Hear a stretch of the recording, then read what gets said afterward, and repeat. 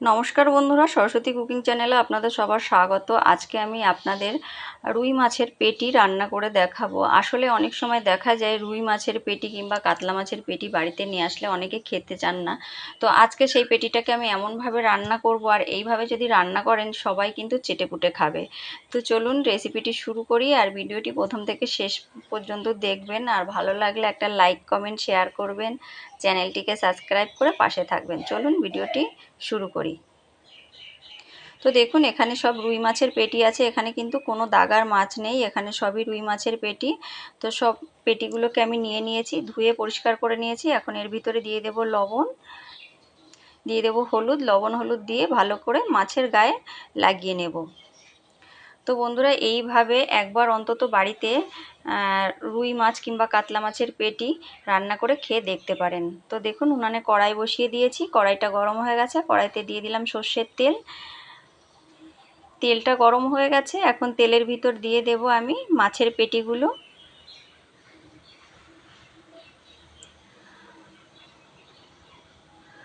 তো দেখুন, রুই মাছের পেটিগুলো আমি একে একে পেটিগুলো দিয়ে দেব, দিয়ে ভালো করে উল্টে পাল্টে ভেজে নেব।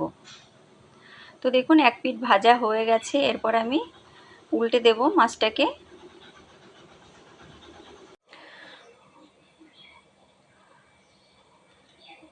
তো দেখুন, মাছটাকে কিন্তু আমি উল্টে পাল্টে ভালো করে ভেজে নিয়েছি। এরপর এই মাছটাকে আমি উঠিয়ে নেব। তো দেখুন, সুন্দর লাল লাল করে ভেজে নিয়েছি। তো বন্ধুরা, মাছ যদি ভালো ভাজা হয় তাহলে কিন্তু মাছটাকে রান্না করলেও খেতে টেস্ট লাগে। তো মাছটাকে সবার প্রথমে কিন্তু ভালো করে ভেজে নিতে হবে। তো সমস্ত মাছগুলো আমি একইভাবে ভেজে নেব।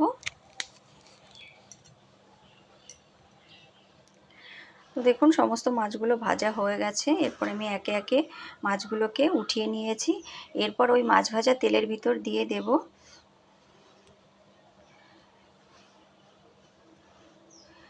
কালো জিরে। আপনারা চাইলে এখানে সাদা জিরে কিংবা পাঁচফোড়নও ব্যবহার করতে পারেন। তো দেখুন, কালো জিরেটাকে দিয়ে দিয়েছি, সাথে অল্প একটু সাদা জিরেও দিয়েছি।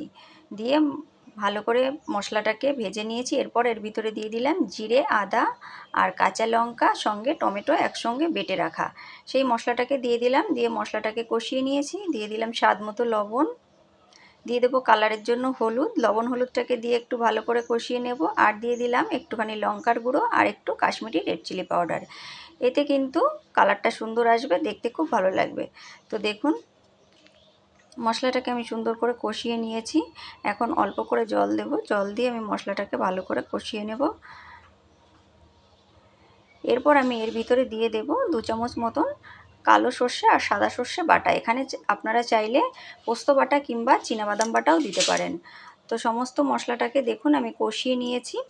এখন আমি এর ভিতরে দিয়ে দেব পরিমাণ মতন জল। তো বন্ধুরা, এই ক্ষেত্রে কিন্তু এখানে জলটাকে খুব বেশি ব্যবহার করা যাবে না।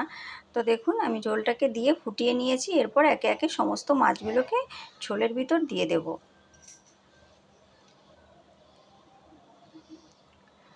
তো সমস্ত মাছগুলোকে দিয়ে আমি মাছটাকে ভালো করে ঝোলের সাথে মিশিয়ে দেব। এরপর এটাকে আমি কিছুক্ষণ রান্না করে নেব, যতক্ষণ ঝোলটা না কমে মাখো মাখো হয়ে আসছে ততক্ষণ। তো দেখুন, আমি ভালো করে ফুটিয়ে নিয়েছি। এরপর এটা কিন্তু অনেকটাই কমে গেছে। এখন আমি এর ভিতরে দিয়ে দেব 2টো চেরা কাঁচা লঙ্কা, আর কাঁচা লঙ্কার ফ্লেভারটা কিন্তু খুব সুন্দর লাগে। এরপর আমি এর ভিতরে দিয়ে দেব একটুখানি কাঁচা সর্ষের তেল। তেলটাকে দিয়ে আমি নাবিয়ে নেব। তো দেখুন, এই যে নাবিয়ে নিয়েছি। কতটা সুন্দর আর লোভনীয় হয়েছে বন্ধুরা। একদম সাধারণ রান্না, কিন্তু এরকমভাবে যদি আপনি রান্না করেন যে কেউ কিন্তু হামেশাই আপনার খেয়ে নেবে, আর একদম থালা চেটেপুটে খাবে। খেতে কিন্তু অসাধারণ হয়েছিল। তো অবশ্যই বাড়িতে একবার এরকমভাবে রান্না করে দেখতে পারেন। আর ভিডিও ভালো লাগলে লাইক কমেন্ট শেয়ার করবেন, আর চ্যানেলটিকে সাবস্ক্রাইব করে পাশে থাকবেন। ভালো থাকবেন, সুস্থ থাকবেন। দেখা হবে পরবর্তী ভিডিওতে। ধন্যবাদ।